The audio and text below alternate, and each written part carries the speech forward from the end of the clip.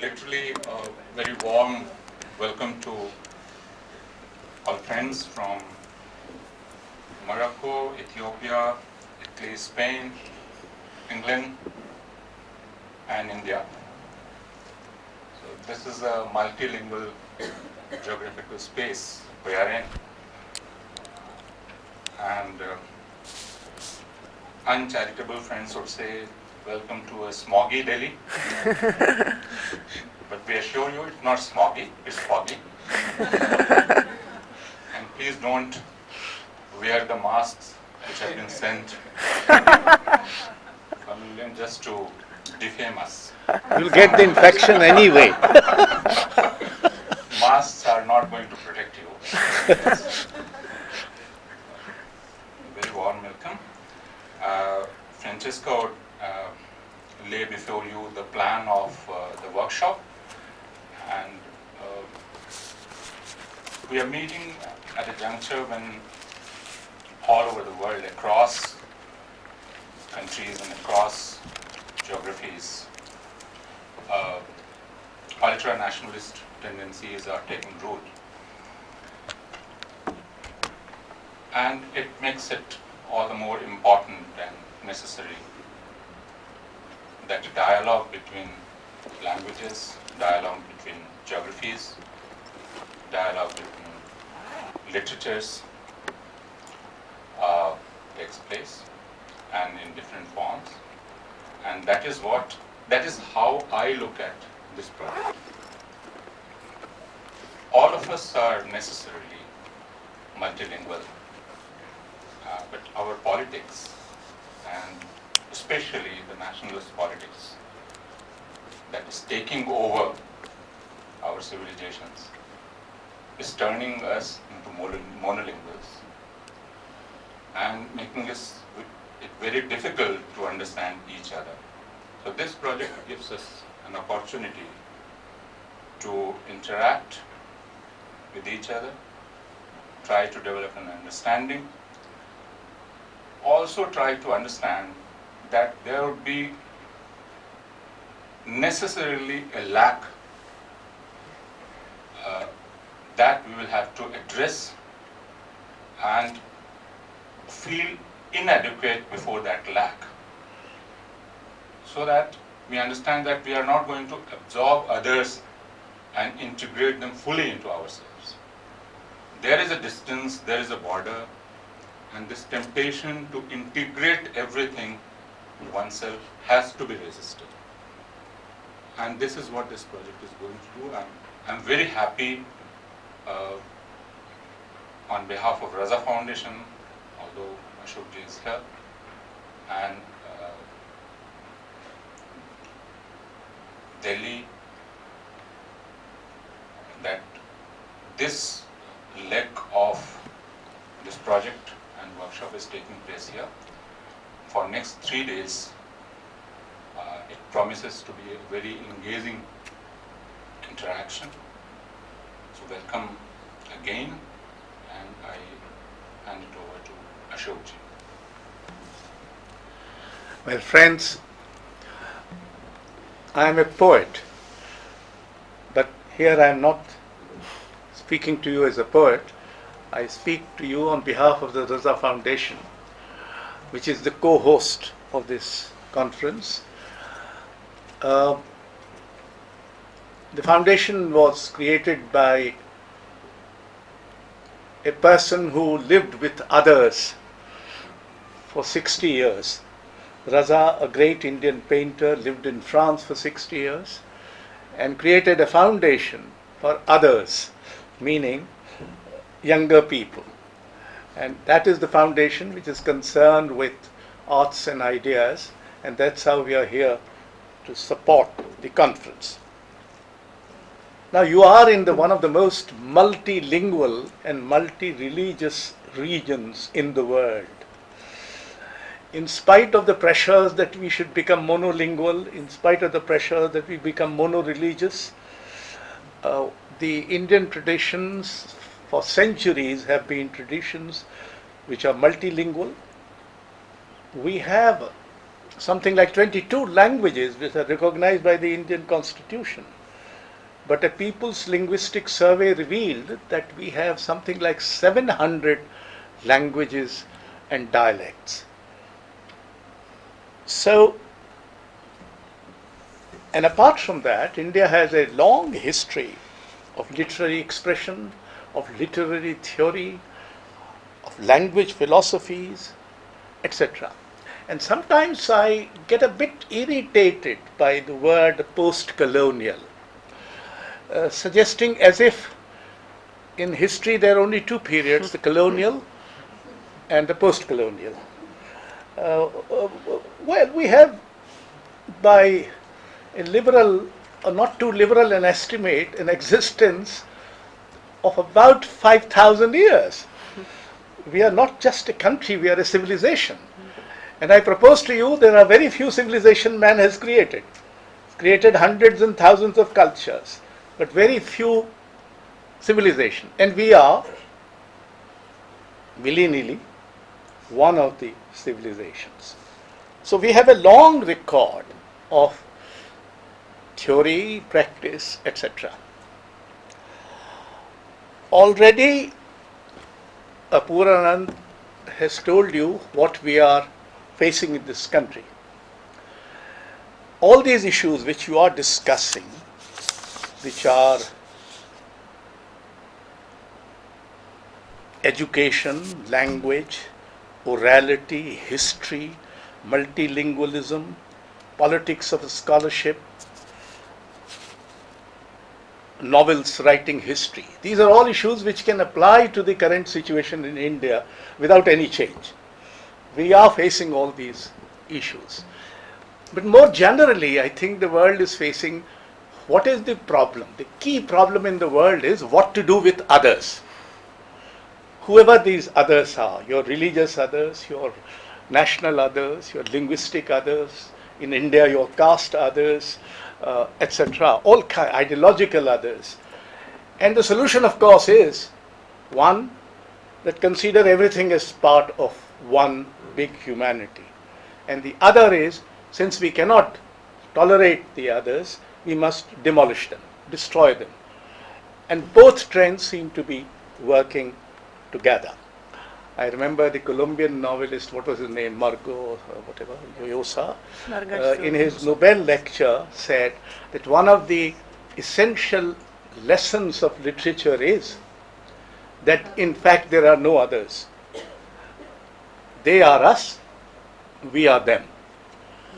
Now, whether this is a necessary lesson of literature or not, we would very much like this to be the lesson, if possible, that it is possible to be with others without integrating and subsuming them, without devouring them, as it were, in your own whatever self you are.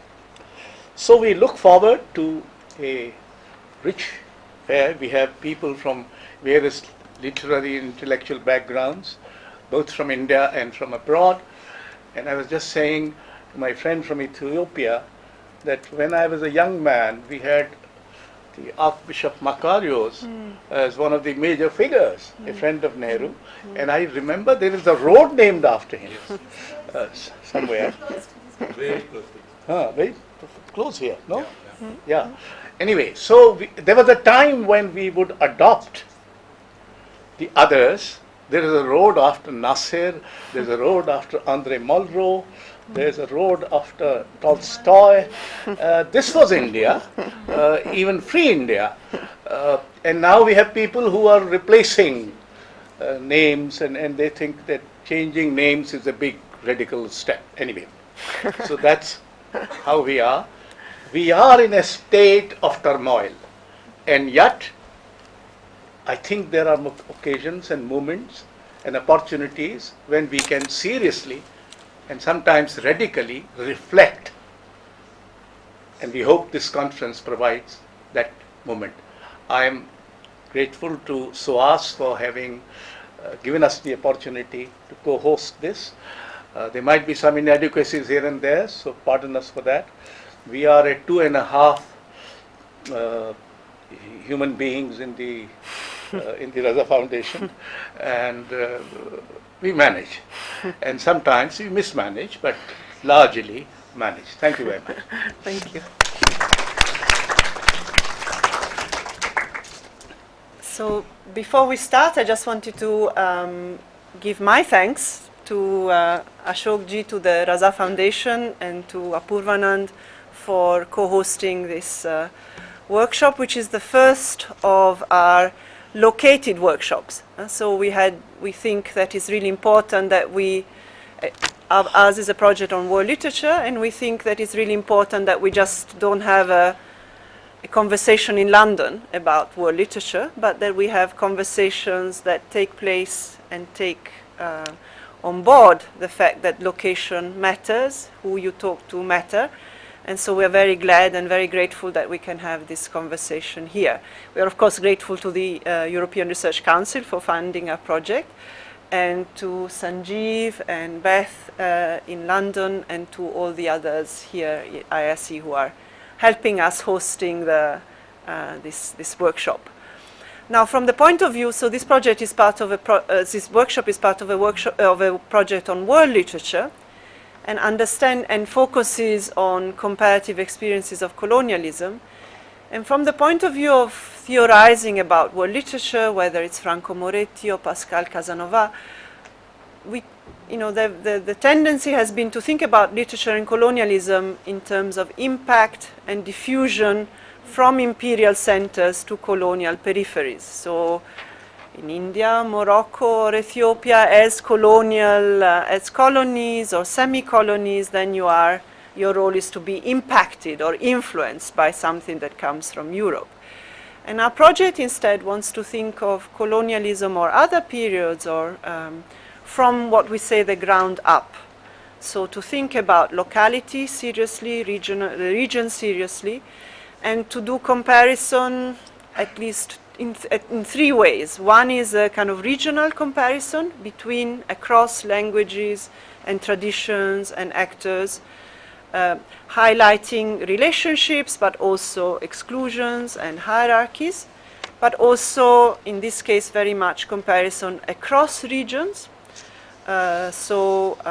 Across North India, particularly the Horn of Africa and the Maghreb, again highlighting different stories, trajectories, and then to think about Europe, the West, as also being part of this story, but not necessarily the center and not necessarily the agent, but also as being impacted on. So we took the title of this workshop from Shumeshi article, Comparison as Relation, and I'm just going to quote how she sets it up. Comparison as relation means setting into motion historical relationalities between entities brought together for comparison, and bringing into relation terms that have traditionally been pushed apart from each other due to certain interests like European exceptionalism. So Europe is different, and instead we are saying, well, let's try and bring together regions like the ones we work on that have not been usually compared to each other, but also Europe as part of this. Now, of course, one of the challenges is that we don't know enough about each other. We talked about lack, and I think this is something that we want to put on the table. So ask everybody not to assume that your reference will be known, and I'm saying that to me in the first instance, but to everybody. So to make a bit of time to explain where places are, who the people we are talking are, what they mean, and so on. Another challenge is that, of course, colonialism has very different temporalities in the three regions. For India, it's a good 200 years with different stages and different times. For Ethiopia, you could say we weren't even colonized, or it was a blink, and it didn't really matter. But nearby Eritrea mattered a bit more. Again, with Morocco, not so much, but with Algeria, of course, much more. In some cases, even in the first panel, it will be partly a story of, or certainly the first day, partly 19th century, partly early 20th century, partly mid-20th century. So to think about the different temporalities is also part of our conversation. In India, we've had a very rich scholarship on comparative regional experiences of colonialism, or linguistic. So the Bengal story is different from the North India, the Hindi one, the Urdu one, the Marathi one, the Tamil one, the Gujarati one. So whether you could say certain issues and processes like education, print, culture, and so on have been common, then actually depending on who the actors on the ground were, what kind of publics they created, what kind of tensions they were, the results have been different. And I think this is a really interesting kind of lesson that we can take, that colonialism may seem the same, but actually the different contexts, histories, local elites produce different results. The other big, I think, thing that I hope that we will continue to discuss, and I'm very grateful to Pragati, Alok, Vasudha, the other people who are going to help us in the comparison at the end of each day, is what can we learn across each other? What can we learn nuancing colonialism, nuancing the local experiences? So I'm looking very much forward to, I think the beauty of this comparative projects is that everybody learns something. Everybody is going to learn something. Nobody knows everything. So what can we learn from each other? Last point, we're going to record things for archiving purposes. So I hope you agree to that. If you don't agree, we can, please come and tell me or tell Sanjeev about that. So without further ado, I think we can start with the first panel, which is on education, language, and literary habitus. I think we need to probably restart the computer to make it work.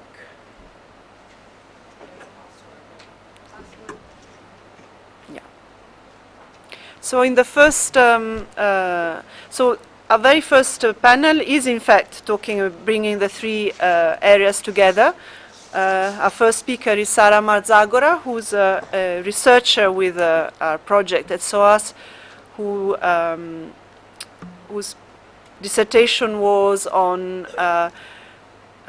Ethiopian identity through a study of Amharic novels, and she's going to talk about language diplomacy in the Horn of Africa.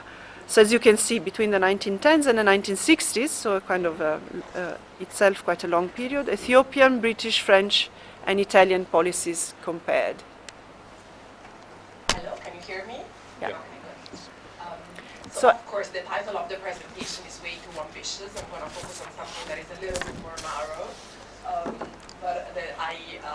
I came up with the title when I had all my archival material and I hadn't gone through it.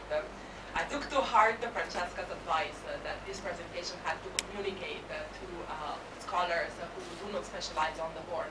So apologies if this seems simplistic to the scholars of the Horn.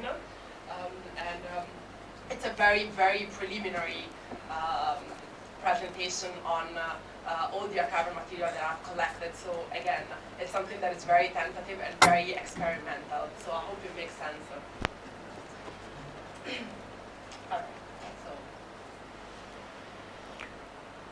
the starting point of this new project, so this is the new project that I hope to contribute to MULTILINGUAL, so to our ERC project. So it's something that is slightly different from the research that I did for my PhD.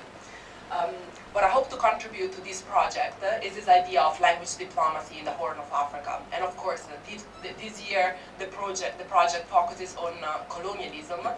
So I focus on the colonial period in this idea of language diplomacy under colonialism. So there's new material that is being published on cultural diplomacy in the 1920s and 30s. And this is a period in which culture becomes essential to foreign relations. Now we're used to thinking about culture and cultural policy as something that is important in international relations. It's something that really emerges as an arena for politics after the First World War. It's an era of mass politics, so public opinion matters. And the idea of arranging or structuring foreign policy through culture and cultural diplomacy emerges in these years. It's something that is very prominent in the Mediterranean, and that is an area where all the major European powers compete for cultural hegemony. In the Horn, of course, Ethiopia is also a player in this, but again, this presentation will be I haven't finished my archival research, so it's a bit skewed and perhaps a bit biased from the point of view of the kind of archival material that I'm going to consider. The different national language academies or national language organizations play a key role in this new cultural diplomacy in the colonies and in the Horn of Africa and in the Mediterranean, with German language societies and then the Alliance Française, the Dante Alighieri Society in Italy, and the British Council, all competing with each other for cultural hegemony in all of these areas. And language is central because the idea underpinning these efforts is that through building local elites that are able to speak that particular European language, you could have a certain leverage in the politics of that particular country. So as you can see from the dates of the foundation of all of these different organizations, the British are very late to the game. The French are some of the earliest players in this language diplomacy and in considering language as an arena for foreign policy. So there's also an interpretation of this that this investment in cultural diplomacy is something that goes hand in hand with the loss of political power of France. So there's the idea that the French feel that they are losing military and political power, therefore the investment in culture is where they hope to gain some leverage and some power. I'm not too convinced by this interpretation, but it's something that has been put out there. And certainly the British, up until the 1930s, they don't really think of culture as something that could give them more international power. So the British Council is founded only in the 1930s, and in the correspondence revolving around the foundation of the British Council, there's a very clear admission that the French have been playing this game for a very long time, and the British are losing out by not investing in language diplomacy. And of course, this continues in the period after the Second World War. The idea of soft power becomes central during the Cold War, so this is something that has been studied a lot. The scholarship on the period between the two world wars is more new. The period after the Second World War is well studied in comparison. And in my case, what I found for the Horn of Africa is that, particularly for the French, and actually I'm going to talk about the French in this presentation, I'm sorry that the PowerPoint is a bit, I don't know what happened. It was okay on my laptop. So That's all right, that's all right. It's all right. Well. Kika. Okay. And so the turning point in terms of France's relationship with Ethiopia in the arena of cultural diplomacy is 1966. So in 1966, some agreements are signed between the French state and the Ethiopian state. These are cultural cooperation agreements, so the language and the narrative changes. This is well into the period where most French colonies have gained formal independence, but in the archive before these agreements, you find terms like cultural penetration, cultural infiltration, or the need to maintain a French cultural presence in Ethiopia, or even outright propaganda. We need to do propaganda, we need French schools, we need Ethiopian students to learn French for these reasons. The language changes after these agreements, so even so in the archive, the different agents start talking about cultural cooperation, cultural development, cultural exchanges, or cultural aid. So it's a really sharp change in the language that is used to talking about France's relationship with Ethiopia and the Ethiopian state. So I think that 1966 will be the point where I will end the part of my analysis, because this is a big change in how cultural diplomacy is done in Ethiopia. The question then arises, why was this French cultural presence in Ethiopia so important? And the reason is that France has Djibouti. So Djibouti is just there on the map, is a French colony in the Horn of Africa. This is France's presence in the Horn. Ethiopia is just, I mean, the big state that is to the interior of Djibouti. There is this massive investment in Ethiopia in French schools, French language courses, and different branches of the Alliance Française in Gardawa to the east and Addis Ababa. And the reason has to do with the importance of Djibouti as a French colony.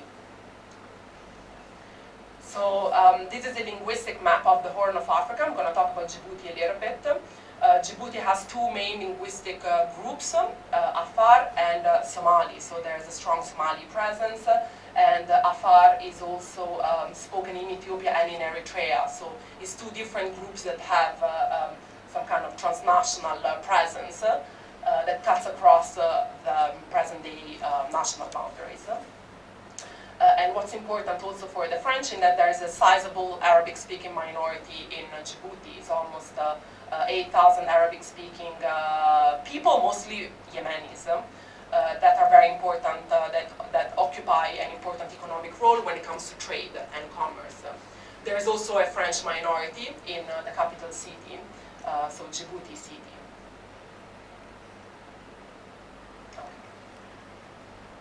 And as a French colony, Djibouti, up until the 1950s, the years that I'm going to talk about in the presentation, Djibouti as a French colony is mostly important for the port. And the port is the end point of a famous railway that starts in Addis Ababa, goes all the way to Djibouti. So it's a major trade spot that is very important for Ethiopia because it's also the main connection of Ethiopia with the sea. So in terms of transportation of goods and also travel, Djibouti is important for Ethiopia. And up until the 1950s, really, all the archive is concerned with the administration of the railway and the administration of the harbor.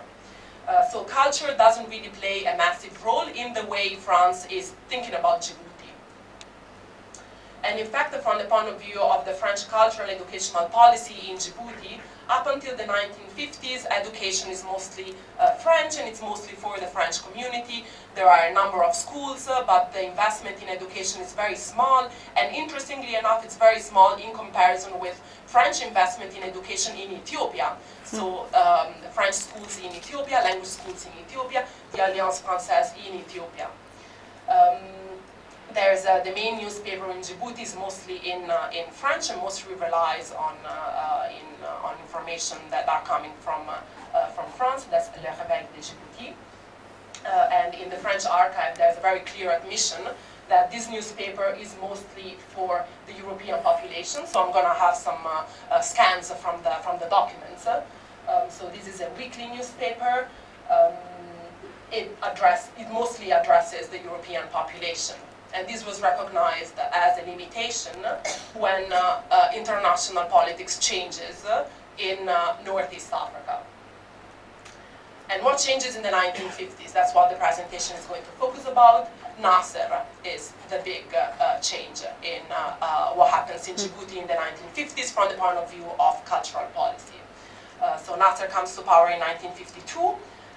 And the Suez crisis in 1956 really changes the way the French are thinking about Djibouti, gives Djibouti a much stronger importance in French policy, but also it changes the way culture is done in Djibouti.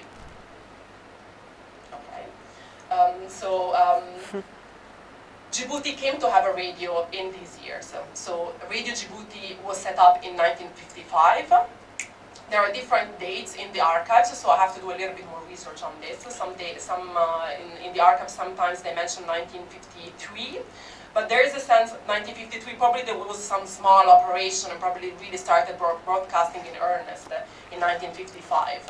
And there's a very clear admission in the archives that the radio was set up in response to Nasser's propaganda. The radio in Djibouti, there's a clear consensus that it was very small, it was very under-equipped, and was very understaffed. So it starts broadcasting in earnest in 1955, but it's very small. Very small, too small to act as a player in this new field of international relations that have culture at their center. The radio did broadcast in local languages, but had a very limited broadcasting power. So it's something that will become important in the 1960s, and the presentation will only focus on the 50s. But I'm happy to talk more about the local languages in the radio and also local artists and local communities and how they interacted with the radio. And just the radio, just to mention the role of the radio in the Horn of Africa, the radio in Ethiopia, for example, in comparison, was also very multilingual. So in Ethiopia we find a scenario in which the written literature was mostly in Amharic. In 1942, the Ethiopian Emperor Haile Selassie passes a law that makes Amharic the official language in the country, and that bans the use of other Ethiopian languages in public institutions and in public. So while the written record in Ethiopia at the time is very monolingual, the radio in Ethiopia is very multilingual. There's programs in all sorts of different languages from the Horn, Tigrinya, Somali. Somali becomes very important in the 1960s, again for propaganda purposes. But the radio in Ethiopia is very multilingual at the time. And let's go back to Nasser and why Nasser changes the cultural game in the Horn in this period.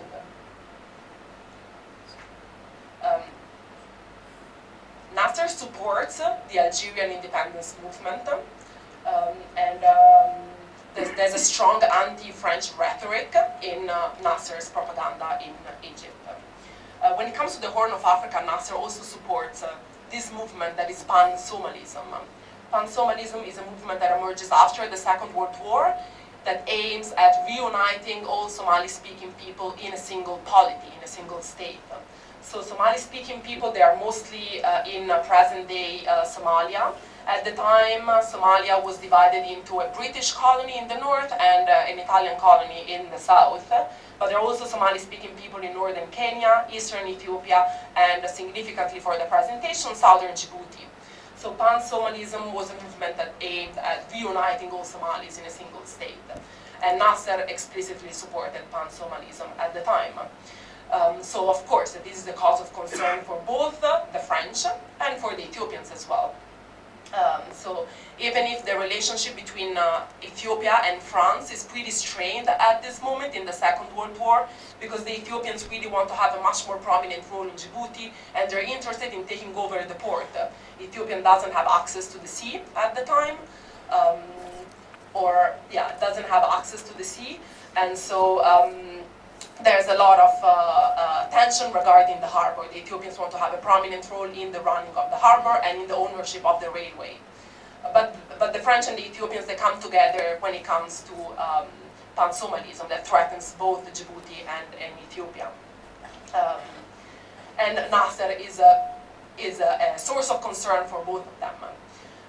Nasser's propaganda extends to Djibouti. So already in May 1956, we find French reports that are worried about Nasser's propaganda in the country. So there's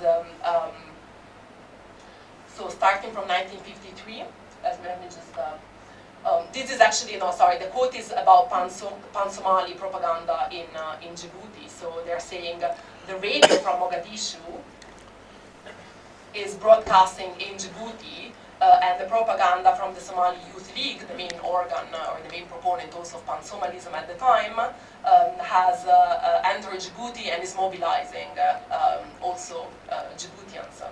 So the French start to get very worried about this. And of course, Egyptian propaganda in the Horn is also a big cause of concern. So there's this report that talks about local problems. The first local problem that the French mention is Arab propaganda that expresses itself in two different ways, the radio and the press. Radio Cairo is heard very well in Djibouti. It has a really good broadcasting power, particularly in comparison with Radio Djibouti, that, as we said, wasn't really particularly powerful in terms of broadcasting range. So the radio, and the Radio Cairo, as part of the famous program, The Voice of the Arabs. There was a program through which Nasser was pushing his pan-Arabist agenda. As part of Voice of the Arabs, Nasser, or the Egyptian government at the time, introduces a program in Somali. So there's a program in Somali that is run by some Somali diasporic groups in Egypt at the time that starts pushing for pan-Somalism in the Horn. In 1957, this becomes an even greater cause of concern. This is, of course, in the context of the Suez Crisis. Quite smartly, the Egyptian authority timed their program in Somali so that it's exactly at the same time as the Somali language program in Djibouti, so that people have to choose whether to listen to Radio Djibouti or Radio Cairo. And there is also an Amharic language broadcast that is part of this Somali program in Radio Cairo. So there's 15 minutes of Amharic news that are broadcasted by Radio Cairo at this time. So the Somali program seems to have started in the 1956. The Amharic one seems to have been added in 1957.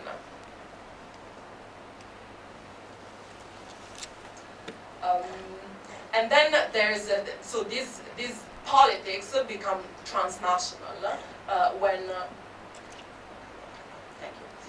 These politics become transnational because there are Somali diasporic communities in also across the Red Sea in the Aden Protectorate of the British. So this, for example, a letter written by the Somali community in Aden to the French authorities in Djibouti saying, we're listening to Radio Djibouti, this is pro-French, pro-colonial propaganda, we're very much against it, please stop immediately, we really dislike your programs. And there are similar letters written by Somali students in Egypt. The reaction of the French is, first of all, to ban all Egyptian media in Ethiopia. So Radio Cairo becomes illegal, so it's illegal to listen to Radio Cairo, and it's illegal to read Egyptian newspapers. And this becomes something that is very very extensive, and it becomes like the repression against Egyptian media becomes very strict, to the point that I found this correspondence in which there's a merchant that was bringing into Djibouti chewing gum with the symbols of the countries of the Arab League on the paper in the packaging, and this merchant was arrested and interrogated. Why do you have chewing gum with the symbols of Arab countries on the packaging?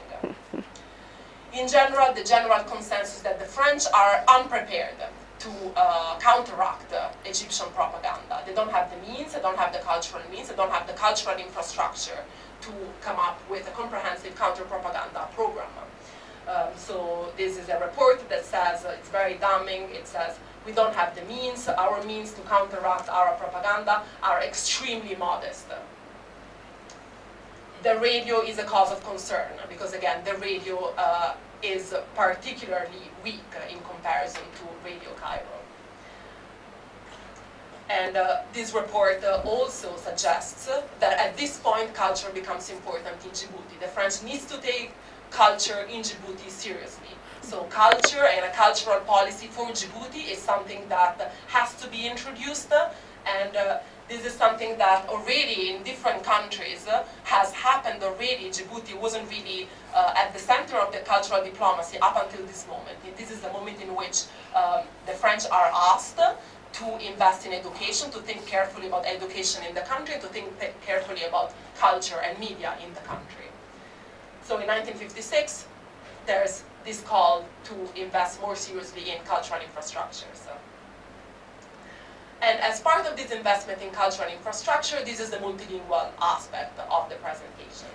because in order to compete with Nasser and with Radio Cairo, the monolingualism of French policy in Djibouti needs to be changed. So there are these international pressures to introduce a more multilingual policy in Djibouti. So again, these are reports that are internal reports written by Djiboutian authorities, or even that are coming from the Minister of Outre-mer in France. And they're saying our press only publishes in French. We have only very irregular and infrequent articles in Arabic and in Somali. We need a serious Arabic language newspaper and magazine that is able to compete with Egyptian press. Exactly. So this is the last passage. We need an illustrated weekly that is able to sustain the competition of Egyptian magazines. So there is a call for the introduction of Arabic language press. And for the radio, there is a call to make the radio also more multilingual. So let's see what this says. This is also about the press. Again, we need Arabic press. We need a bigger investment in the press. And when it comes to the radio, yeah, so this is a damning report about how much Radio Djibouti couldn't sustain the competition. It says we need programs in local languages. This is an excellent initiative that could potentially be welcomed or be seen very favorably. So again, the radio has to be more multilingual. We need a stronger presence in the country. At the beginning, there's also this attempt. So of course, France, because of Algeria, was producing a lot of pro-French propaganda in France. So there's also an attempt to sell some of these magazines in Djibouti. So they also sent to Djibouti this Revue Arabe de Paris in 1957, trying to say, no, we're doing pro-French propaganda in Arabic already. Why don't you also start circulating the same Arabic language press in Djibouti? This doesn't go down well. Apparently, this Revue Arabe de Paris isn't really well received in the country. The French think that it's because it's too complicated to read, but probably there are other reasons why it's not really welcomed locally. And there is also calls for educational reforms. So again, to change, to invest more seriously in education, and again give more educational, bigger educational role for local Arabic-speaking elites or local Arabic-speaking people. Let me just conclude. I hope this made sense.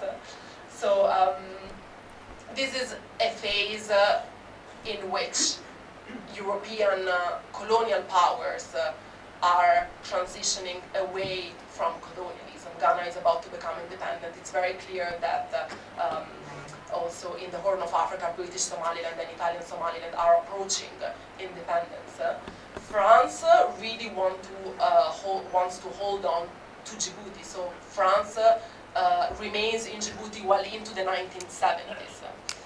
So the French are trying to figure out how to do colonialism in a world that it's increasingly become post-colonial, although again we can question this term. And the scenario in which they find themselves is that their view of global French clashes against global Arabic. So Arabic is becoming a global transnational language in the Cold War. This causes multilingualism to become something that is central to French policy in Djibouti. Multilingualism is forced upon the French by formerly colonized countries. And so France adopts multilingualism to remain a colonial power. So it's France's way to hold on to the colonies, both in Algeria and in Djibouti in this case. So the transition from monolingualism to multilingualism in the case of Djibouti is to keep defending the colonial cause. And of course, they are very aware of the tension that multilingualism empowers the communities that they want to keep subjugated. So they're walking on a tightrope here from this point of view. But from the point of view of monolingualism, multilingualism, there is this passage from the archives that I found particularly illuminating because there's this clear idea that in the context of the Cold War, monolingualism is local. Monolingualism doesn't allow you to engage in the game of international diplomacy. If you want to engage in international diplomacy, if you want to play a role in the Cold War, then you need to adopt a much more multilingual policy. So multilingualism is global, and so there is this quote from the archive that says, so far, all the media in Djibouti that basically cater to the local community. Now, Djibouti, because of its position, surrounded by Arab countries, but also in the Horn of Africa, and as one of the main targets of pan-Somalism, now Djibouti has to become global through multilingualism. So there's this very clear sense that in this context of the Cold War, multilingualism is what allows you to be global, which is something that, at least from the point of view of history and the historical record, contradicts some of the literature or some of the studies on world literature that instead assume the opposite, that colonialism and colonial powers introduced monolingualism, and the world became more monolingual through colonialism. This is a case in which multilingualism becomes the way in which colonialism carries on in the 60s and also in the 70s in the case of Djibouti. Thank you. And I'm done. Thank you. So the idea is that presentations will be of 20 minutes, and then we have the discussion at the end. But thank you so much. So we go on to the second one by my dear colleague and friend Karima Lashir, also part of the project, and she's going to talk on colonial education and the formation of literary identities in Morocco.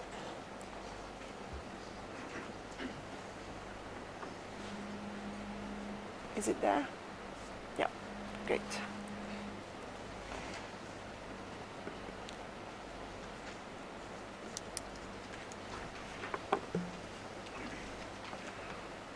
Thank you so much, Francesca. Thank you to our host. Can you hear me? No, it's not on. Okay, great. So thank you, Francesca. Thank you, Apovar and Ashok for hosting us. So we heard lots about Nasser, and I'm going to say a bit about Nasser too. And you heard a lot about French, and I think our papers are very much interrelated in the sense that how French language policies have shifted or have changed from early to late colonialism. So just to tell you briefly about what I'm going to talk about. So my paper will explore the question of colonial education in Morocco from the point of view of how colonial pedagogy, colonial education, the encounter with France, in a sense the cultural encounter with French critical tradition, French literature, had formed a generation of Moroccan intellectuals and had shaped their understanding of language, identity, and mainly from my point of view the notion of critique. So I start briefly by exploring the ambiguity of French colonial education in Morocco, which came at a time of a shift in colonial policy in early 20th century, because they kind of introduced an anti-assimilatory colonial education in Morocco. They didn't want the Moroccan to become assimilated in French culture. And then I moved to two case studies, two Moroccan bilingual intellectuals who, in a way, represent a kind of a foundational generation in Moroccan critical tradition. So Mohamed Barada, who was born in 1938 and who went to a bilingual French-Moroccan school, which was established or founded by the nationalist movement to counter the influence of French education. And he is quite fundamental. He's a literary critic as well as a prolific novelist. And he studied, I mean, he's quite crucial because of these geographies of influence that Sarah was talking about earlier. So he studied in Morocco, and then he went to Cairo. So Cairo is very fundamental in his in a sense, in his intellectual making, and then he went to the Sorbonne in Paris. So we have, and of course he was very much influenced by the USSR at the time, you know, the socialist theory. So you have all these geographies of influence. And he was an avid translator. He translated French critical thought from French to Arabic, as well as fellow Maghrebi Francophone intellectuals into Arabic. And then the second one is Abdel Fattah Kilito, who was born in 1945, so it's quite the very late colonial period in Morocco, and who was educated solely in Morocco. So he went to a French colonial school and then to a French lycée. And then he did all his studies in Morocco. He defended his PhD in the Sorbonne, but he kind of a Moroccan-made intellectual. But of course, his reading, his intellectual influence span across the world, from the Arab world to France to even America, because America was becoming very present, American culture and literature in Morocco in the 1950s, which is another layer of complexity. So my argument really is to say that although these two intellectuals, and I had a third intellectual that I'm not going to bring in here, but what I see from their memoirs, their literary works, is that although there is an ambiguity in the perception of the colonial education, the encounter with colonialism, there is also a positive aspect to it, which is a kind of a perception of this encounter as enabling them to reinvent the Arabic literary traditions, the notion of critique, you know, to critique and to reevaluate Arabic cultural heritage. And I use a term that Kilito uses a lot, which is this encounter as producing or creating a notion of al-muthanna. You know, in Arabic, al-muthanna is, I think I asked Francesca last night whether there are, in Indian languages, whether you have the dual plural, so there's the singular, the dual, and the many plural. So al-muthanna is the dual plural in Arabic, which is, in a sense, reflecting the idea of duality, the duality of intellectual and linguistic and intellectual duality, in the sense of having two cultures, two ideas that are held in view of each other in equal terms, in the sense that to keep them in dialogue. And the intellectual, in a sense, has a translational relationship to the language that, in a sense, creates a bridge between cultures, language, and identities, a kind of multilingual bridge. So I'll start by an anecdote from Kilito's autobiographical text called The Clash of Images, which was written in French and translated in English, when he overheard his father and grandfather having a fight about whether he should go to a French primary colonial school or not. The grandfather's view was that French doesn't teach you anything apart from impiety. It takes you away from your culture and heritage. And the father was saying, look, and it reflects that moment in Moroccan history that for the middle classes to do well, they have to send their kids to French colonial schools. So eventually the grandfather gave in because there was a trend happening at the time. And Kilito's interpretation is this quote of why the grandfather has given in.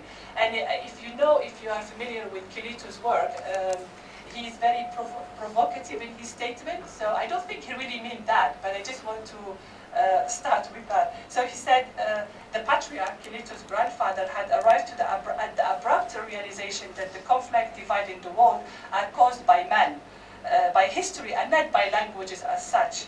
That French, like Arabic, is essentially a system of sounds and letters, a game with rules of grammar and syntax, and that in this sense all languages are equal, since each is a gift from God. But then the question, isn't language always linked to power, as Barthes put it? And Barthes is one of the favorite critics that have heavily influenced Kilito. Can language be separated from culture? Can a curriculum dominated by French produce students rooted in Moroccan traditions? When French colonial authority pushed for the perception of French as an instrument or a medium of acquiring vocational and precise knowledge, while mobilizing French teachers and educationalists to encourage and urge Moroccan students not to assimilate and not to integrate into French culture. In other words, they believed that culture and ideology could be controlled through the schools. In the way, for example, they pushed for cultural separation and emphasized in their colonial pedagogy the importance of safeguarding supposed Moroccan identity. bound by Islam, the monarch, and geographical frontiers. However, it was very difficult for them to maintain that kind of separation in practice because they couldn't restrict Moroccan student access to a range of European and Arabic sources that brought with it a diverse set of ideas about liberation movement, about equality, and all sorts of different things. So in fact, early 20th century French colonial governance is marked by an important shift in colonial education, away from assimilation universalism and towards a philosophy of ethnic difference and separation. This was mainly because of the French experience, the colonial experience of education in West Africa and Algeria, where assimilationist policies produced nationalist groups asking for equal rights and citizenship. So therefore there was never an interest in turning the natives into Frenchmen in Morocco. However, this anti-assimilationist agenda of colonial pedagogy had contributed to forming a generation of Moroccan nationalists, as they also co-opted the anti-nationalist, the anti-assimilationist discourse to ask for political separation. So whatever the French did was not good. Assimilation, separation, anti-assimilation, so it's really interesting. Spencer Sigala shows in his interesting work on the overlapping of French imperial knowledge and ethnological research on Morocco, a knowledge that was institutionalized through colonial pedagogy from the 1920s onwards. The use of trends in ethnography and psychology to manipulate and imagine a Moroccan soul, that's what the French call it, la Marocaine, Moroccan soul, or Moroccanness as a static, natural, and neatly bounded identity, was linked to the philosophy of the first colonial resident, Hubert Lyotti, and his director of public education, Roger Hardy. So Hardy instructed his teachers, and I quote here, "Anti-clericalism is not an article to be exported. We don't speak of the emancipation of the citizen, nor the liberation of the slave, nor the liberty of women. These questions are not to be discussed in school, so keep away from those issues." So in that sense, that's the end of the quote. In that sense, French was not to become a vehicle for critical thought or political integration. And then I've got a quote here by Hardy. This is from the archives, where he argues that you don't need to teach the natives rationality. You just teach them, hardcore sciences. We just want groups that can collaborate with us. We don't want to harness a critical, a critical aspect or a critical mentality. And literary education was viewed also as dangerous. Don't expose them too much to literature. And I read somewhere that it was the same case in India. Aparna Basu claims that in the Indian colonial context, a shift took place in late 19th century, whereby higher literary education came to be regarded as politically dangerous. So I would like to hear more from our colleagues who works in India. However, since French colonial authority could not restrict student access to French bookstores and periodicals within Morocco itself, they decided that instead of barring students from reading dangerous Enlightenment intellectuals like Rousseau, Diderot, and Voltaire, the French instructor should guide students in their reading of literary texts and make them doubt these ideas. They are not good enough. They really brought chaos to France. So that kind of attitude in the classroom, the pedagogy in the classroom. College students were literate in classical Arabic, which allowed nationalists schooled in French schools to align themselves with traditional nationalists of Salafi background. So it says it created that kind of alliance. Hardy also wanted to isolate Morocco from the rest of the Arabic-speaking world in early 20th century, at a time when the Nahda, or Renaissance, movement in the Mashrek. By the Mashrek, I mean the Middle East, and I'm going to use the Mashrek a lot. So it's the Arab Middle East, and the Maghreb, I mean really Morocco, Tunisia, and Algeria. So he also wanted to isolate Moroccans from the Mashrek at the time where there was a lot of traffic of reformist ideas and thought coming from the Middle East.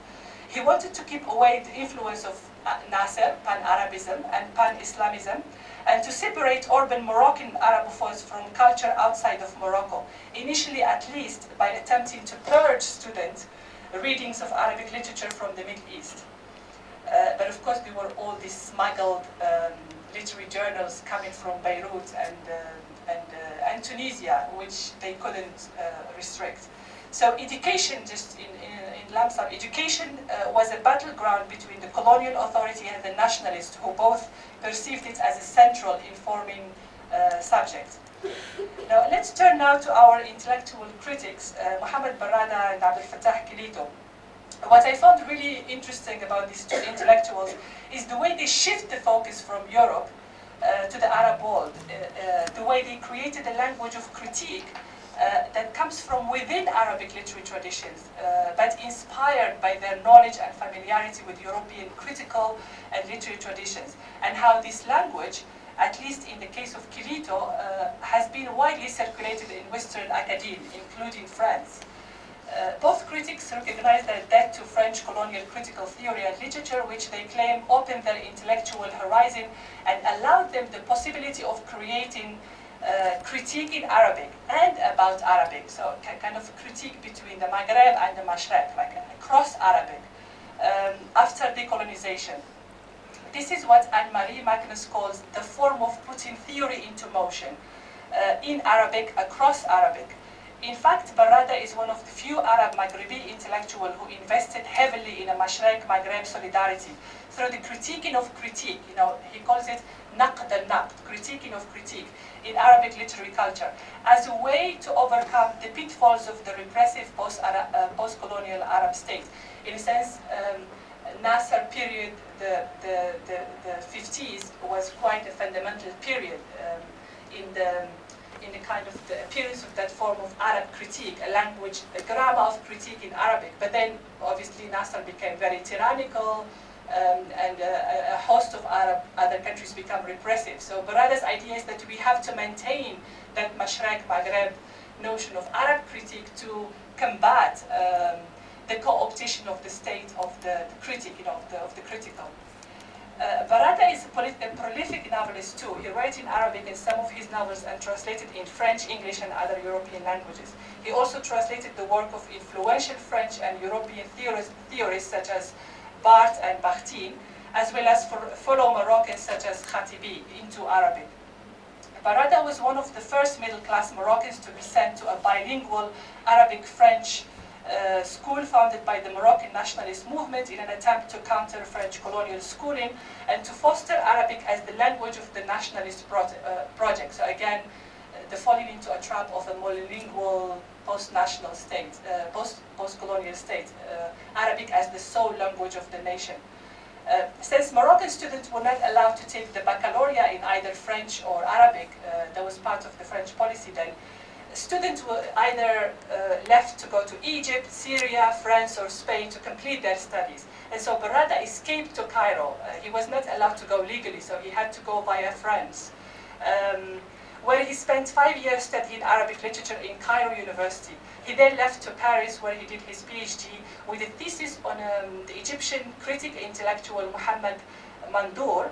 And Mohamed Mandour is one of the really most known critic, who also happens to have a very fascinating intellectual trajectory. He did his PhD in Paris, and he traveled to the USSR. So he has, again, his significant geography is quite wide in that sense.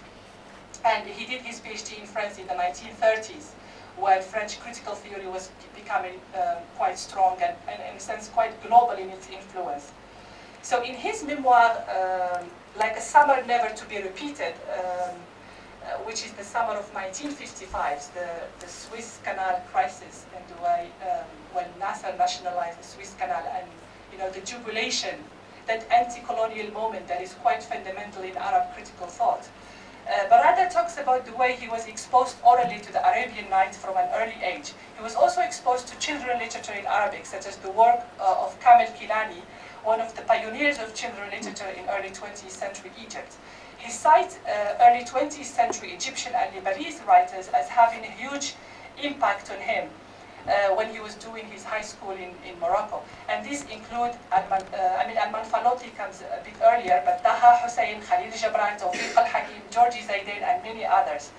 And most interestingly, he claims the influence of Egyptian films, music and popular culture, which were mainly in Egyptian dialect or Amiya, which attest to the creativity and influence of Egyptian culture at the time. And this is going back to Sarah's idea of the Salt al-Qahira, Radio Cairo. I have 5 minutes? Well, you've been. I have still a lot to go through. Okay. Oh, okay, right, I'll try to go quickly then. So I asked about the influence of colonialism. This is what Barada says. So he says, again, for me, France was a source of enlightenment. It has allowed me to be open-minded, to open up to the other.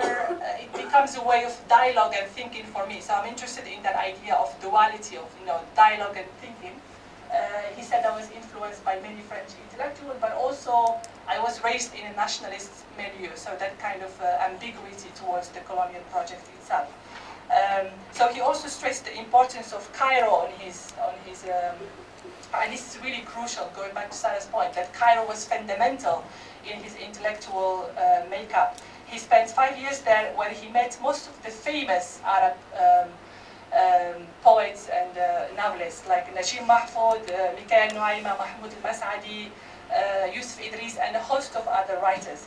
And of course, that's the time where he was debating the critical, the critical in literary and literary studies, but also the intersection between the critical and the political. This was the time of Nasserism. And there was a lot of hope. It was quite a foundational anti-colonial movement, a kind of a second Nahda in Arabic, second awakening in Arabic thought, that was very much linked to that foundational anti-colonial moment. And it was also a link to the question of translation, and the encountering of other cultures. So on the influence of Egypt, this is a long quote that I'm not going to read. He talks about how he was very much influenced by Arab writers in the way, aesthetically, in the way he introduced Amiya or Darija, the spoken Moroccan, into his novel, The Game of Forgetting. That was his first novel. But he also talks about the dream of the second Nahda, that 1950 in Arab thought, and how he was aborted by the transformation into repression. But I want to talk briefly, now that I don't have much time, about a book that is very little known, that I think it's foundational in Arab critique. That's called Barada's book. It's called Muhammad Mandoor and the Theorization of Arabic Literature. That was his doctoral thesis at the Sorbonne in 1970. And it was written in French, but then he translated it himself into Arabic because he insisted time and time that it's a book written for Arabic readers. I haven't written it for French, but for Arabic ones. And which represent his intellectual itinerary and educational formation from the influence of Morocco, Cairo, and then Paris. And in that book, again, he focused on Mandoor, Muhammad Mandoor, the Egyptian critic, and the way Mandoor represents for him that transformation in Arab thought and how he changed from being, or transformed from being, an organic intellectual in the 1930s and 40s, and the way he encountered the French critical thought, which made him, in a sense, involved in a particular language, particular critical language. And organic intellectual here in the Gramscian sense, the militant intellectual who comes from the working classes and who is attempting or influencing a particular set of ideas, and how he was transformed into a traditional intellectual in the Gramscian sense again, and the way he was co-opted by Nasser and the Nasserist ideology. So again, and for Barada, that's quite an important moment in Arab thought, and how for the Arab intellectuals to maintain the dialogue with the political, they really have to open up to the other, to the culture of the other through translation. So in that book, Barada calls for a systematic critique of critique, naqd al-naqd, a task that must begin with translation. And translation for him is a relationship to the culture of the other, to maintain engagement with critique and to overcome the state co-optation. So again, I will not go again because I think I'm running out of time. Yeah. But I want to say something quite crucial about Barada, that the translation of the culture of the other does not mean to take the other as exemplary, as he calls it namudajiyya, namudaj. Namudaj in a sense in Arabic means a system of thought, quite that you can just impose or just apply to your own culture. But in a sense to embrace the other and critically, just use them because you look forward to them as a model. But he says it's that kind of, and that's his critique of Mandor, that he borrowed from French quite uncritically. But again, Barada argues quite powerfully for the contingency of theory and critique, and for maintaining a translational task to critique that must keep that idea, that relationship of al-muthanna, the duality, or a bridge between two cultures, which must both remain into view with each other. Now, Kilito, I don't know how much time I have. 1 minute? Yeah, something like 2 minutes. Yeah. Talk about Kilito in 1 minute. Okay. After having taken 7. One shouldn't take 10 minutes to introduce one's paper because then I took 10 minutes. Yes. Okay, sorry, I should have time better. it's just a general suggestion. Well, so I will just say, Kilito, I mean, he's for his kind of system of thought, or his critical, or his critique is based on what Barada is saying, is that we don't want to appropriate, we don't want to impose other system on ours. We want to theorize from within, look at the poetics of Arabic culture from within, and not to talk about what the culture, ought to have done, but what it has done already. And this is my last page. So Kilito went to a French colonial school, and he studied French literature. He was never formally trained in Arabic literature, but he self-taught himself Arabic literature. Eventually, he did his doctoral thesis on the genre of the maqama in Arabic literature, which he defended in Paris. But he claims that he never felt a need to write about French literature. He said, they don't need me, but I feel Arabic literature needs me, which is quite an interesting concept. He said, this feeling, I quote him, that Arabic literature needs him arises directly from my study of French literature, or European literature in general. You might even say that I studied those books to write one day in Arabic. I learned French paradoxically so that I could write in Arabic. This is my personal myth, the story I've never stopped telling myself about my relationship with literature. So in a sense, he was very, very influenced by structuralism, particularly Barthes, but he found his own language. And of course, he was very much influenced by Taha Hussein, who reread the Arabic cultural heritage from a very pioneering point of view, which is to doubt everything, not to sacralize the heritage, to kind of doubt it in order to bring it back to life. And I think that's how, but he said while he was reading Taha Hussein, he also thought about French. He always drifted to French. So this, again, that idea that when you're reading or writing one language, you always have your mind in another language, either Arabic or French, which create that kind of translational relationship that has become one of the most fundamental questions in his work. I have one little paragraph, final thing. So Kilito invented the language in Arabic critique that explores issues of authorship, multilingualism, poetics, locality, genres, written most of the time in French language, suggesting a duality of influence, a duality that keeps one in view of the other. And I think this creative translational relationship with France and Europe and the Mashrek, I think this is quite important, has allowed Moroccan intellectuals like Barada and Kilito to contribute to the reinvention of Arabic literary traditions and criticism. Thank you. Thank you. Thank you very much.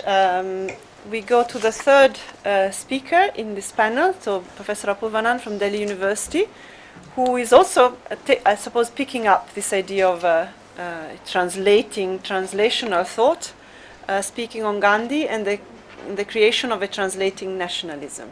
Yeah. Thank you. Thank you very much, Francesca. I'm not going to take 10 minutes to introduce my paper.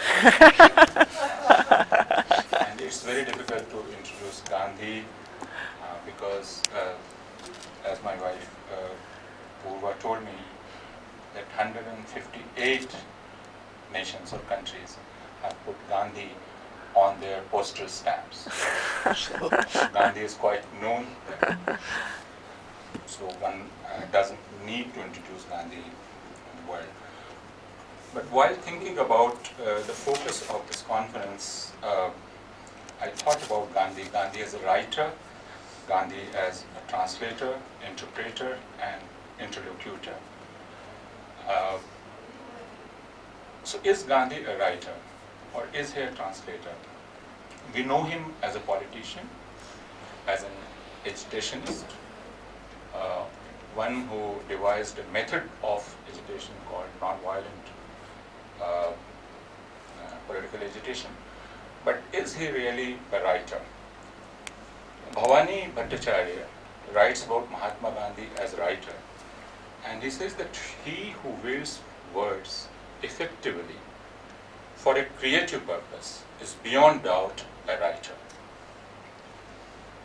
Now Gandhi says about his practice as writer, the reader can have no idea of the restraint I have to exercise in the choice of topics and my words.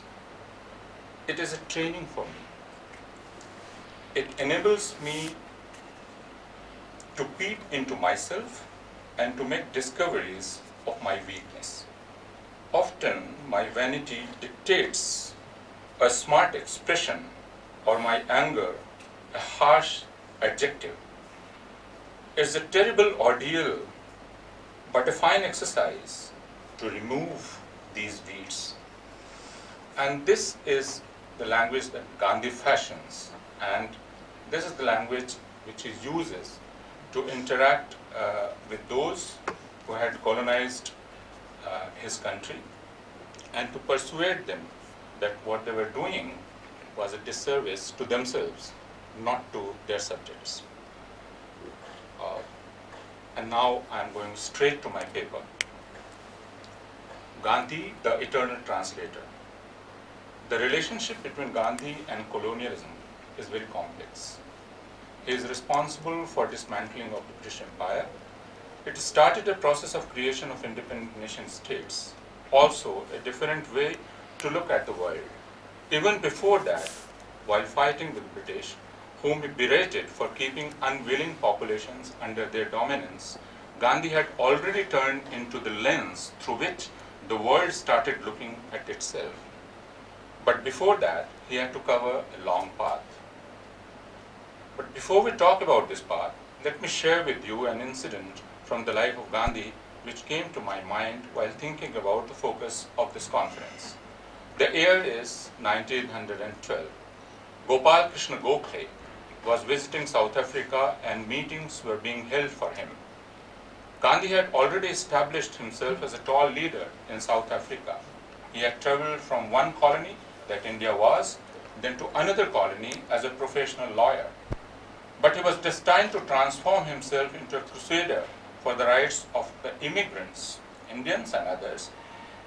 He had trained himself in the language of law. In South Africa, it became his job to translate and interpret this language for the benefit of his fellow countrymen and women who had settled there in various professions but were kept firmly out of the realm of rights which were legitimately available to the whites.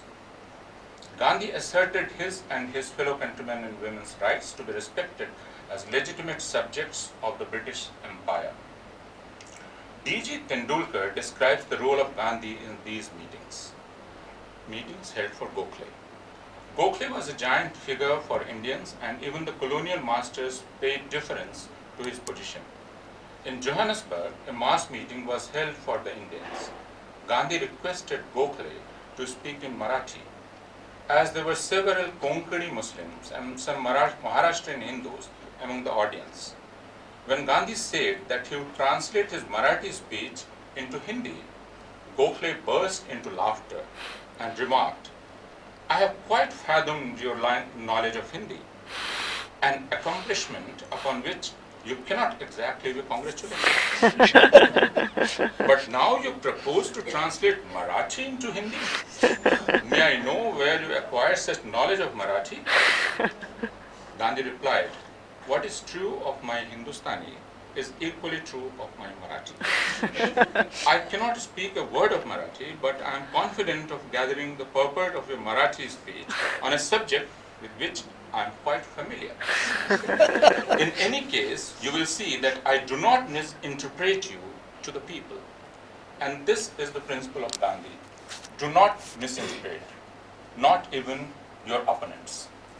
And this is the Indian principle. You have to first present their case and then maybe demolish it. So, but present them faithfully. And this is what he promises Gokhale.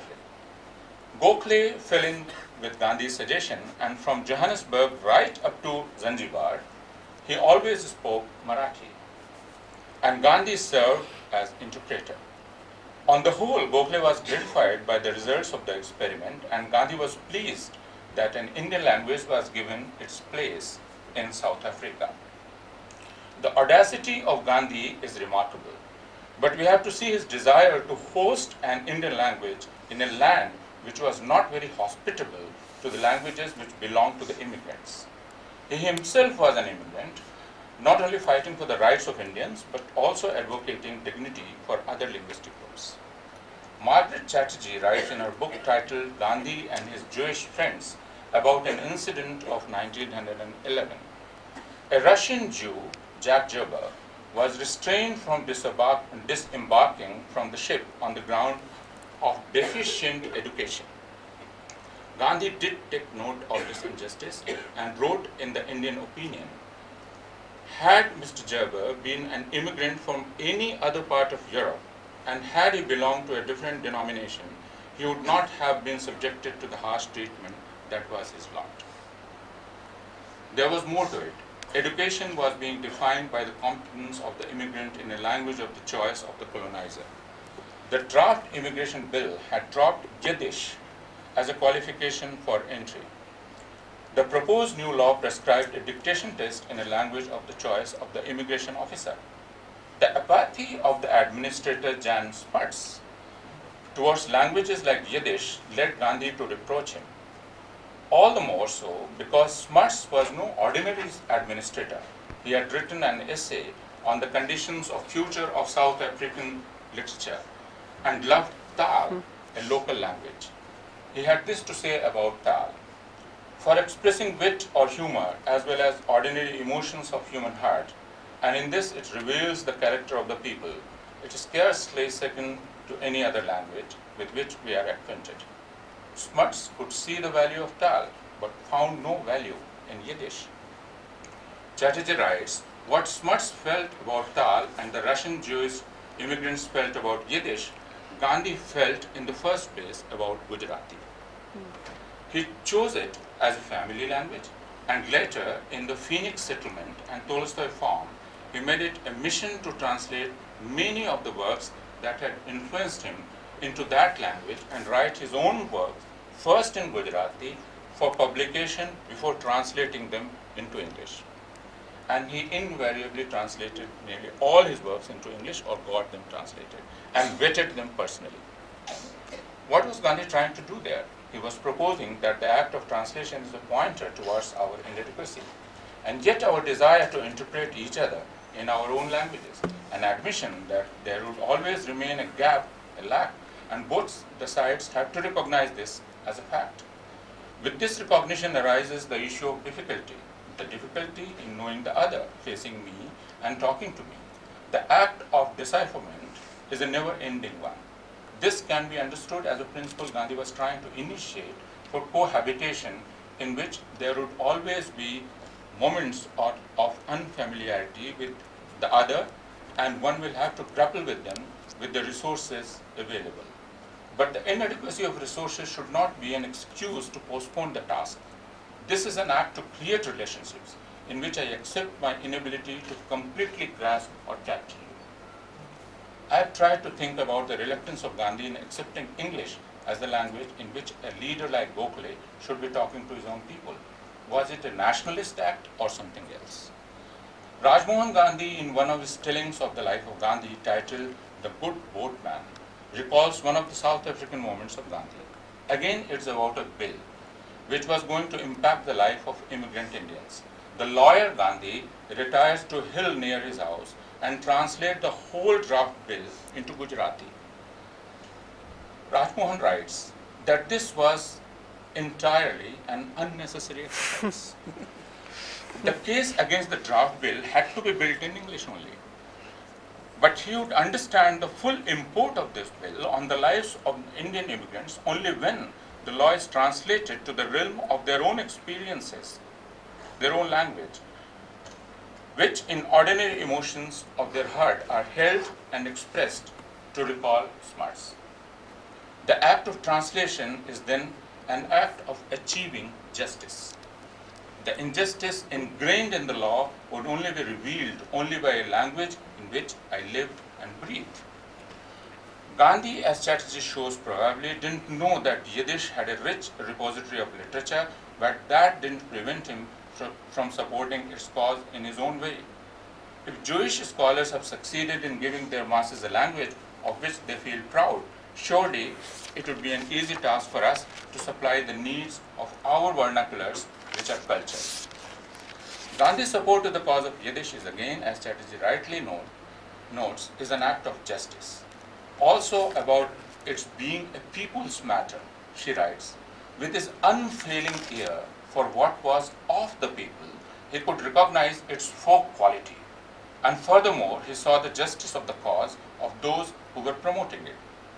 Justice, she points out, was never for Gandhi a function of numbers. Talking about numbers, one would see it later that he always sided with those who were smaller in numbers, or in other words, were a minority anywhere. Minority is not again a matter of numbers. It is always a relational thing. Those who with greater political power should be deemed as majority, and those who have less power should be treated as minorities. His defense and advocacy of Urdu had something to do with this idea of smaller numbers. His insistence on creating a new variety of Hindi and Urdu, which he called Hindustani, is again to be seen as an act of creating relationships between Hindi and Urdu, which were demanding their own rights from the colonizers. He proposes a third way, or middle path of Hindustani. This was not to deprive any of the two of the scripts in which they were being written. Linguist Suniti Kumar Chatterjee expressed his reservation about this insistence of Gandhi before him. He told him that it would be very difficult for the common masses to practice and master both the scripts. He recalls the firmness with which Gandhi rejected him. Do please give a trial to what I say. I am firmly of the belief that this will be quite practical. Hindustani had to be practiced in both the scripts. The question of Hindi and Urdu had already acquired a divisive character, a matter of Hindu and Muslim rights. Gandhi wanted to forge a nationalism on the bedrock of Hindu-Muslim unity.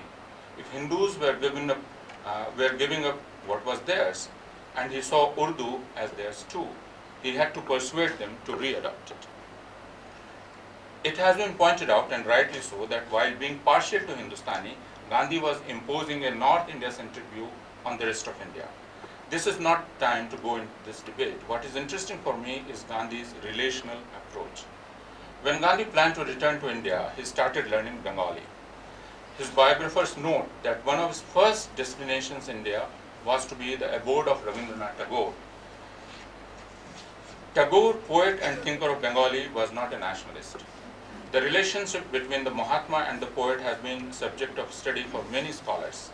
They, in their mental and philosophical outlook, were very different. None wanted the other to lose his voice. One is seen as an aesthete and the other a utilitarian. Their ideas on education and agitation differ, but they are ready to reach out to each other and make efforts to understand each other or establish a relationship. That this dialogue, in which disagreement is an essential element, takes place in a colonial setting is no deterrent. Gandhi, the relationist, supports Shantiniketan and collects funds for it. This is despite the fact that his educational philosophy, as expressed in his experiments of Bunyadi Shiksha or Nayi Talim, are at a divergence from Tagore's educational philosophy. Gandhi's practice of Bangla continues even after the death of the poet. His companions report that when Gandhi is in Noakhali, a place in East Bengal dousing the flame of violence by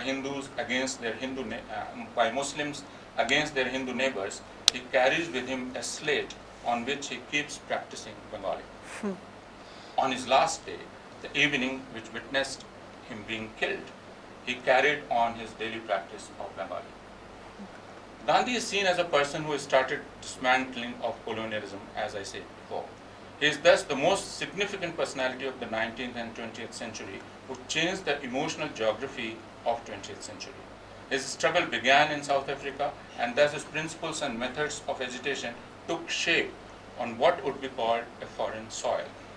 But even before that, right in the formative years of his life, he had decided to move away from India to London. London is the heart of the colony of which he is a subject. Even before reaching London, he has a London of his own imagination. It is an abode of poets and philosophers. He was thus not going to a foreign land. His biographers have noted the doggedness of his will to go to London. He begs for money and fights with his community against its religious prejudices and persuades his reluctant mother to be able to go to his dreamland.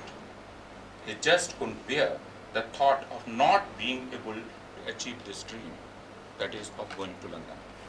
It is not very difficult to see Gandhi won't have been what he ultimately became had he not gone to London. London became a location or a geography where Gandhi found his tongue. His first interaction in London is with the societies advocating vegetarianism. As novelist Naipaul rightly notes, an instinctive habit turns into an informed choice. Gandhi finds the support of science to what was largely a matter of culture. Gandhi is seen grappling with the question of power and violence when discussing vegetarianism. Are vegetarians less strong and courageous than those who eat meat? This is a question he has been facing since his childhood. Gandhi finds an intellectual and scientific basis for his dietary choices in England and through Western sources.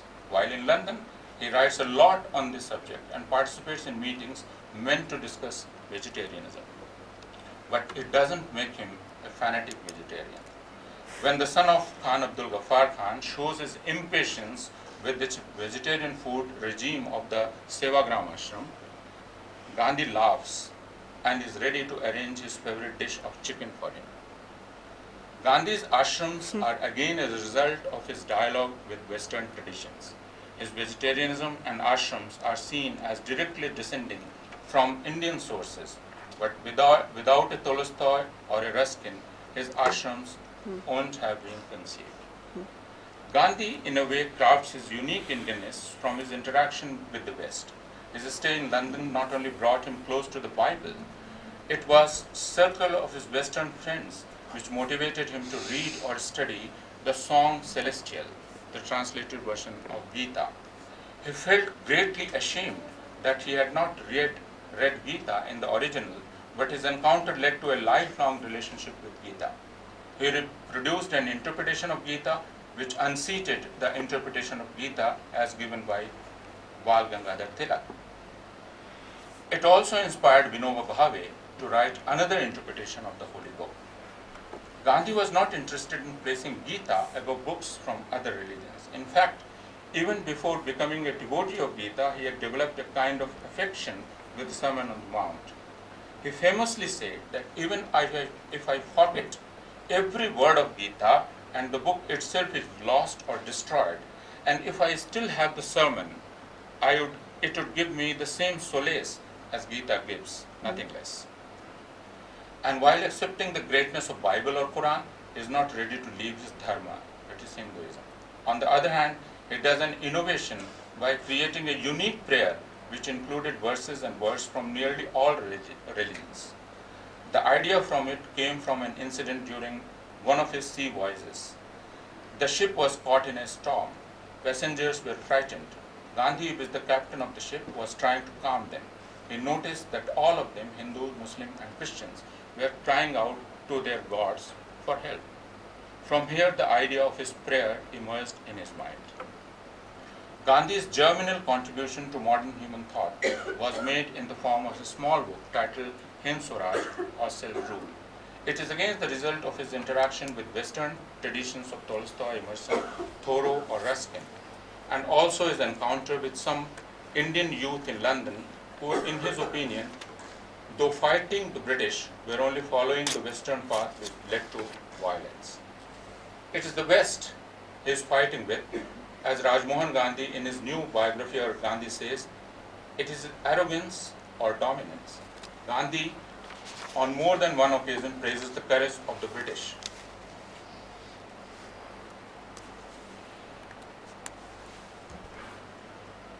In the First World War, Gandhi is enlisting Indians to fight on the side of the empire. 30 years later, he is adamant not to send a bhai or a pai, not a man or not a penny, to the war unless the British left India. Even then, talking to a correspondent from the Daily Express, Gandhi remembers his dear London thus: I know every nook and corner of London, where I lived for 3 years, so many years ago, and somewhat of Oxford and Cambridge and Manchester too. But it is London I especially feel for. I used to read in the Inner Temple Library and used to attend Dr. Parker's sermons in the Temple Church. My heart goes out to the British people, and when I heard that Temple Church was bombed, I bled. And the bombing of the Westminster Abbey and other ancient edifices affected me deeply. Gandhi asks his colonizers to leave India to free themselves. He challenges them from the standpoint of Christianity. Beginning from Hind Swaraj to his last days, he laments that what the colonizers are doing is a clear betrayal of Christian principles.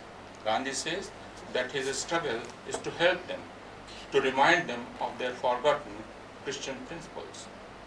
It's remarkable that the way Gandhi made friends in London, South Africa, all over the continent, and the United States of America, apart from other East European countries. He won for the cause of India the affection of the best from that race and language which considered itself superior to India and its languages. It could happen because Gandhi remained all his life a translator, an interpreter, an interlocutor between the West and the colonies. He started his life as a petitioner and practiced this art to perfection, seeking to appeal, persuade the best in his opponent. This art he learned as a colonial subject, seeking his rights from the empire. Gandhi in this process developed a unique non-violent language. It is full of biblical references.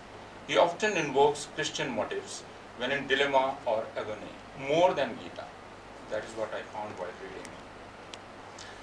And these are the lines he found most apt to describe his mental and emotional state when in his free nation, Hindus and Muslims were killing each other. This was his last birthday, and with these lines I would conclude his paper. He published these lines in his newspaper. It is by my fetters that I can fly. It is by my sorrows that I can soar. It is by my reverses that I can run. It is by my tears that I can travel. It is by my cross that I can climb into the heart of humanity. Let me magnify my cross, O God. Thank you.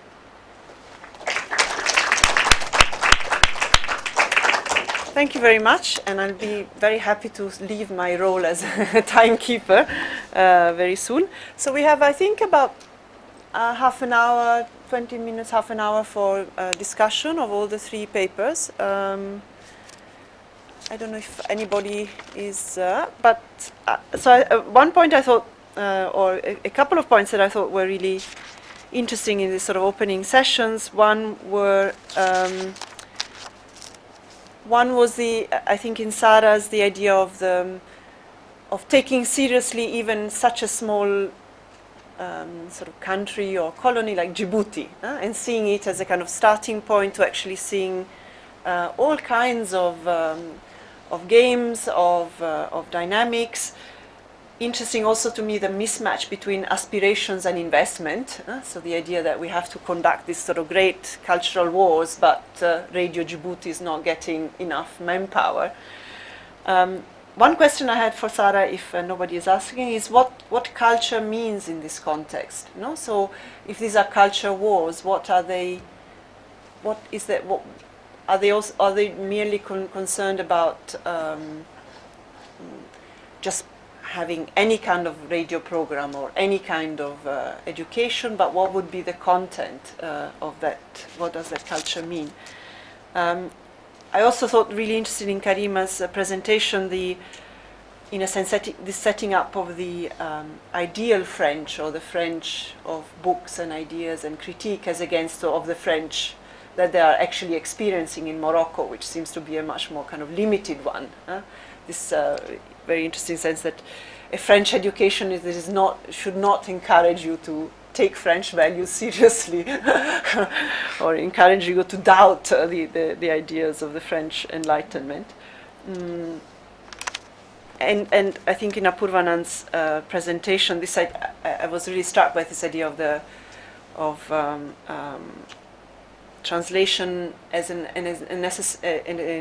exercise that may seem unnecessary, but actually is very important, so that you have to do it even when it seems unnecessary, because English is more important, because we should find another common language, but instead recognizing linguistic diversity and the dignity and the rights of every minority or every group to language.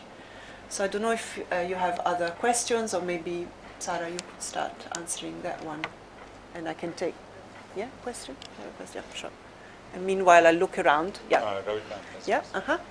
Yes, why not? And then I'll look around. Thank you very much. Yes, as part of this culture wars is the issue of how to define culture. So how to define culture is actually at the core of what is being done in cultural diplomacy.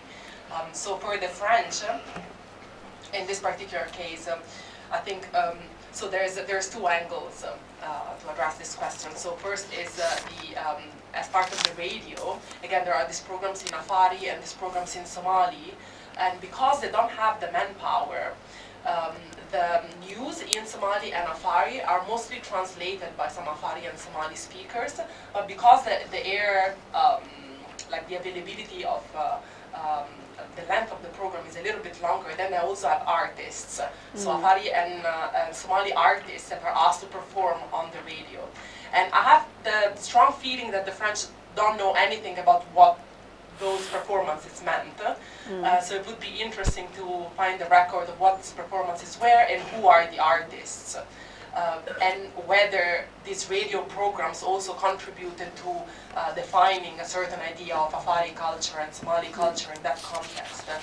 So when it comes to the French, all the archive from this period is about what is French culture and what is the French culture that we want to export. So there's a discussion on the Enlightenment, of course. Do we have to make them read Voltaire in the schools of the French Alliance, of the Alliance Française? And there are all these debates about what is the canon of French culture.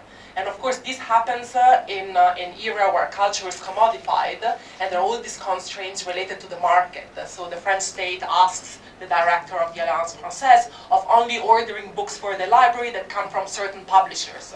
So there are all these constraints related to the market and the economy of culture and the cultural industry. But the canon is what is being debated here. So there are different positions, of course, and there's not a single monolithic idea of what is French culture and the French culture that we need to export. And I think through these debates about what books to order, what are the books that are necessary for the library of the Alliance Française in Derdawa, that's also what was being debated. Thank you. So we have a few questions. Woldelul, Ravikant, and Kumkum. Yeah, and Khalid. And it's there. Okay. Should we take the questions first and then, yeah? Thank you very much, Francesca. I have a comment and a question, actually not a comment, a suggestion and a question for Sarah. When you were talking about the different broadcasting from Cairo, just to add, if you're not aware of that, also they were broadcasting in Tigrinya and Arabic for Eritrea. So Nasser was basically supporting all different nationalist movements in Tigray. So is that a broaden somehow the picture? And my question is very specific: is why the French couldn't use material produced, if they produce material for the Arabic-speaking colonies in North Africa, just to counter the Nasser discourse. That is.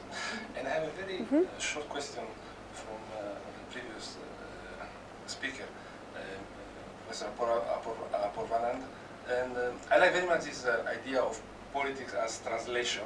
And I wanted to ask you, as I'm completely ignorant of this subject, if translation works in both directions. Like, if I understood correctly, you were saying that Gandhi had this idea of translating to the British in order to making them understand their, how can I say, their failure, if I understood correctly, not living up to the standard of Christianity. But if it works also the other way, like making the Indian people aware of possible limitation in their anti-colonial struggle. Okay, Ravikant, yeah. Thank you. I enjoyed the session very much. I want to extend Francesca's question and very specific in the sense there is propaganda and counter-propaganda. And there's some cultural material that we see in the Moroccan case. So what are those forms? What are those artifacts? Radio plays, whatever skits. So what do we have access to that at all? So that we have a more meaningful sense of also the interaction with what was already literary. So between print and broadcasting. So that is a question I would like both of you to answer. Apoorvanandji, I have a comment and maybe there is a question. What takes so long for Congress then to have interpreters and their sessions? When do they, and what role does Gandhi have to play?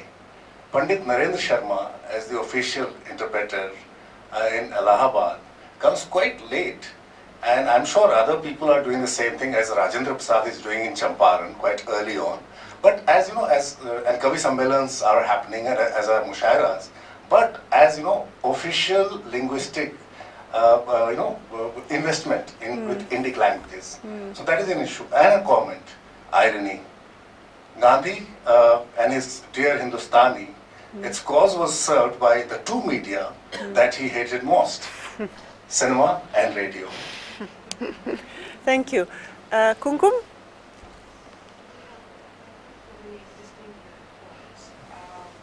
I have actually two questions about Kilito and Gandhi, and then the contrarian elements that one finds. I mean, Kilito has a whole book against translation, and he argues very strongly against translating Arabic.